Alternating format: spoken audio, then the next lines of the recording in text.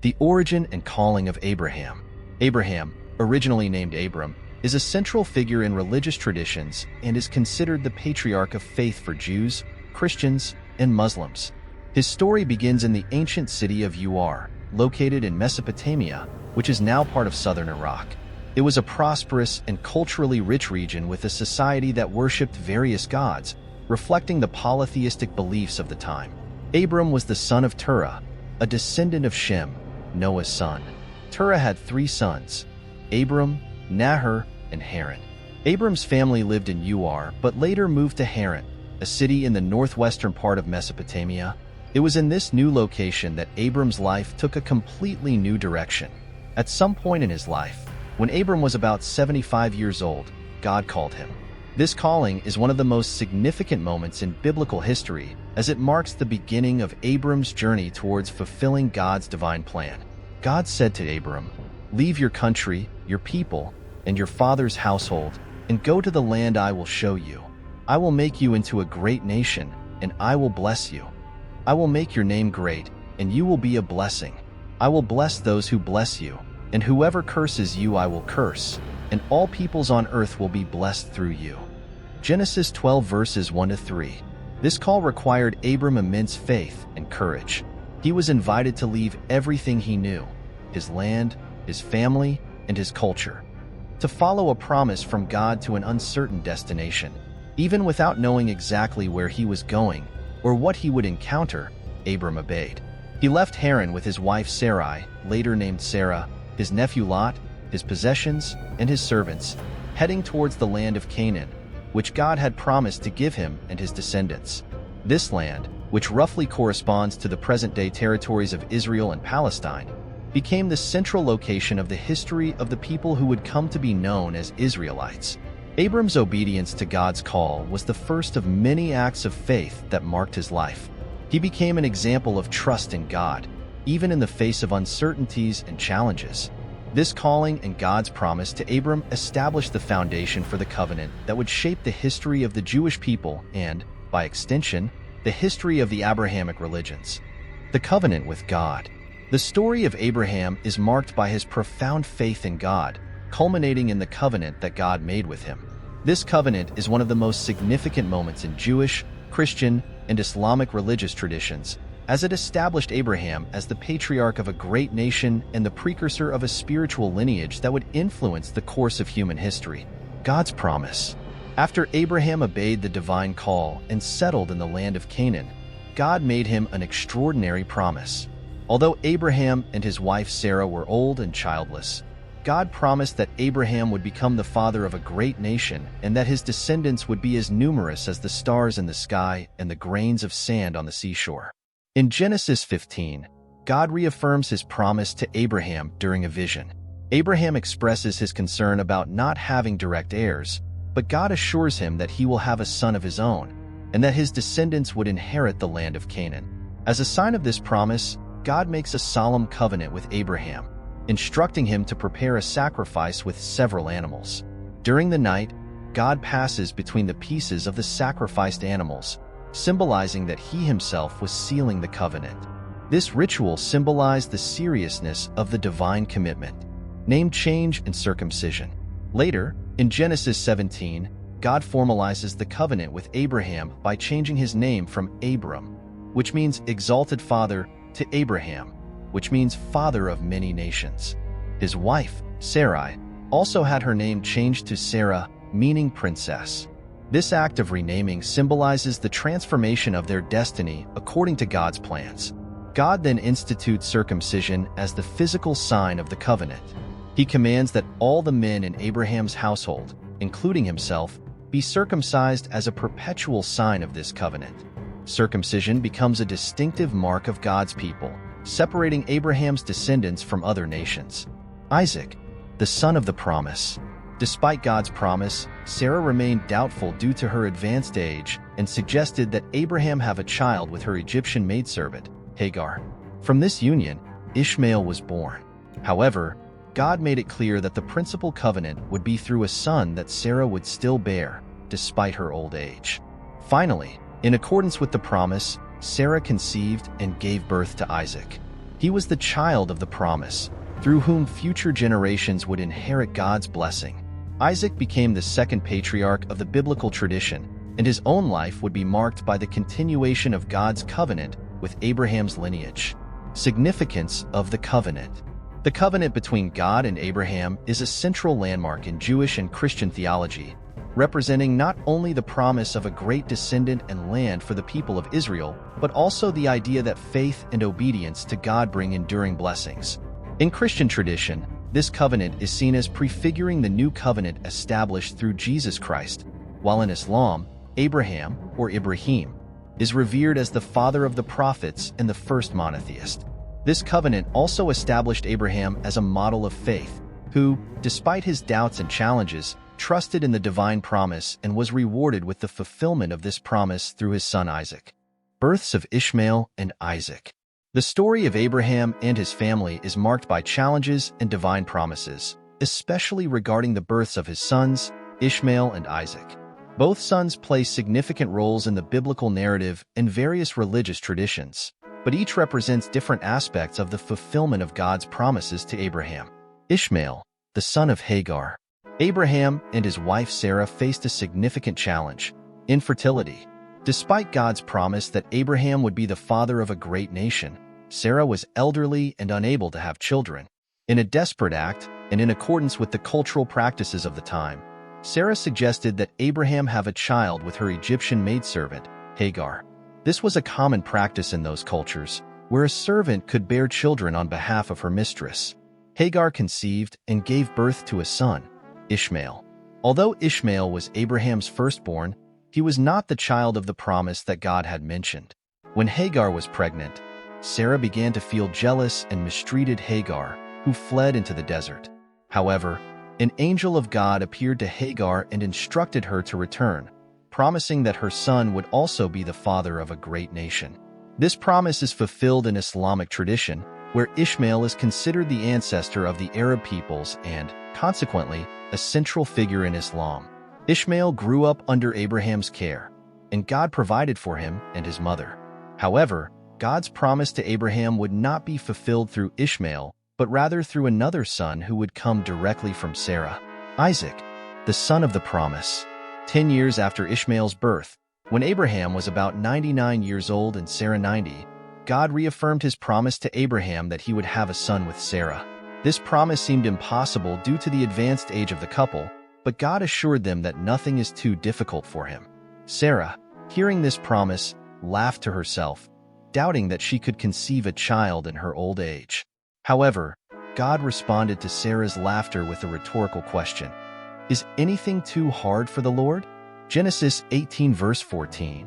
God fulfilled his word, and Sarah gave birth to Isaac, whose name means "he laughs," reflecting both Sarah's initial disbelief and the joy he brought.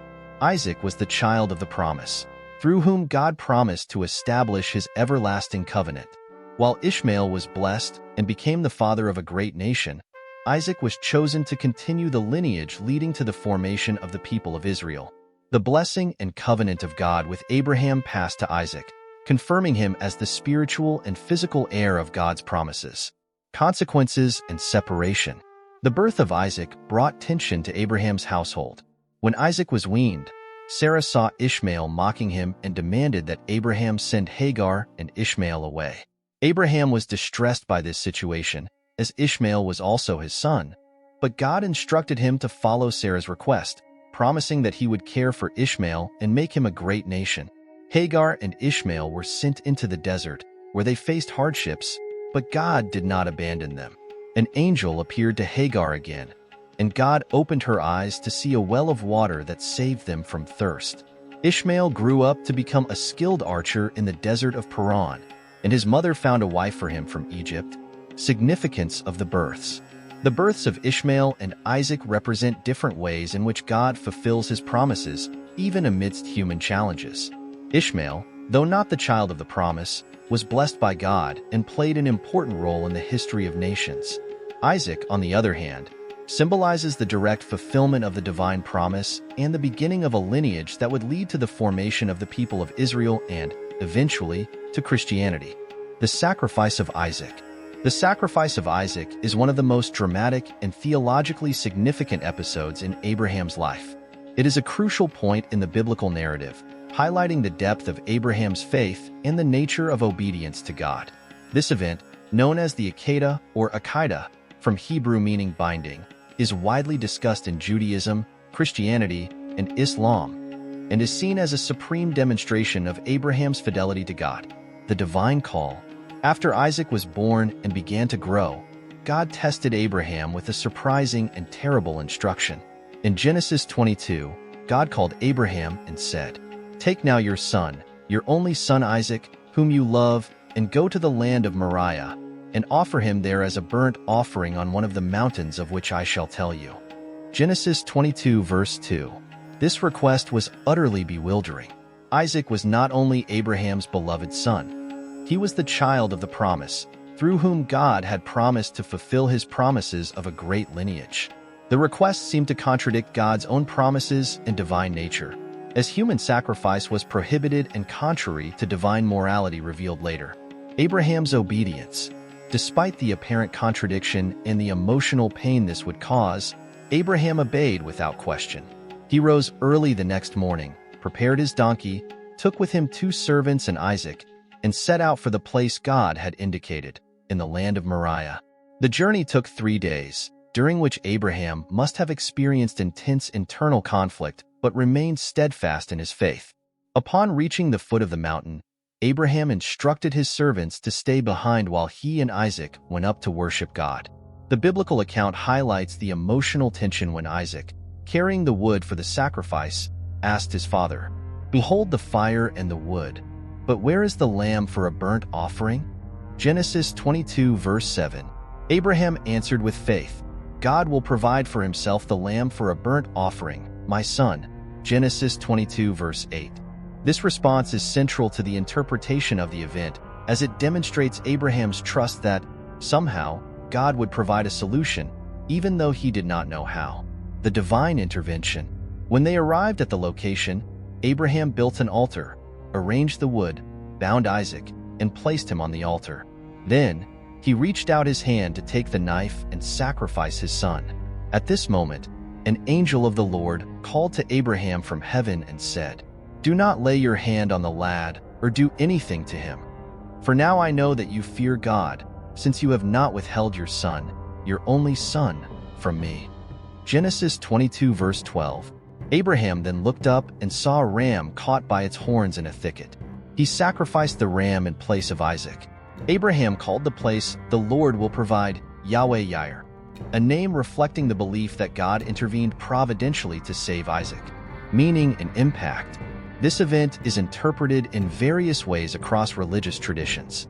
In Judaism, the Akedah is viewed as a demonstration of Abraham's unwavering faith and his willingness to fulfill God's will, even when it seemed to require the sacrifice of his own son. This story also underscores the rejection of human sacrifice in Judaism and the belief that God does not require inhumane sacrifices. In Christianity, the sacrifice of Isaac is often seen as a foreshadowing of the sacrifice of Jesus Christ. Just as Isaac carried the wood for his own sacrifice, Jesus carried the cross. And just as Isaac was spared at the last moment, Jesus, as the Lamb of God, was offered to redeem humanity's sins. This parallel reinforces the Christian belief in God's providence and redemptive plan. In Islam, Ibrahim, is also revered for his complete submission to God's will, with this story being celebrated during Eid al-Adha, one of the most important Islamic festivals. According to Islamic tradition, the son to be sacrificed was Ishmael, not Isaac, but the lesson of faith and submission to God remains the same. Legacy. The sacrifice of Isaac is one of the most powerful and deeply emotional stories in the scriptures. It demonstrates the level of faith required by God and how he tests and refines his servants. Abraham is remembered and honored as the father of faith for his willingness to sacrifice even what was dearest to him in obedience to God.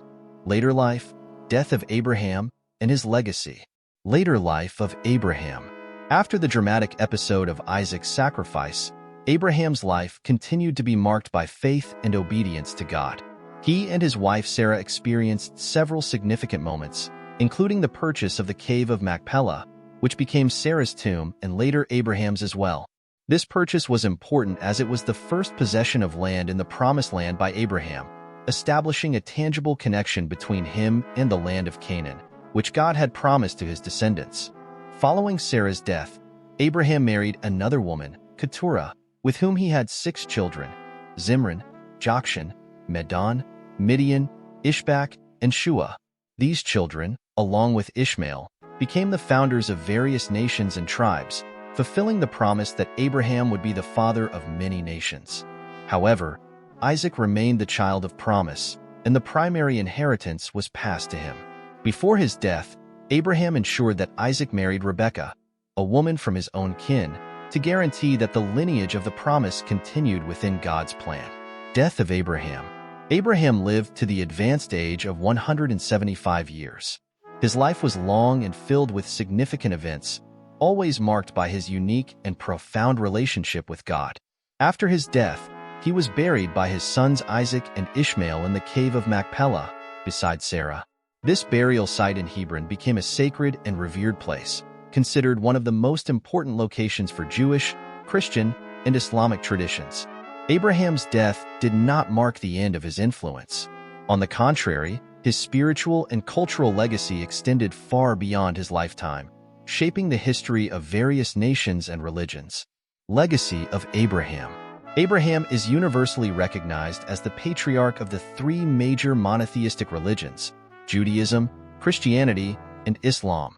He is seen as a model of faith who obeyed God without question, even when obedience involved immense personal sacrifices.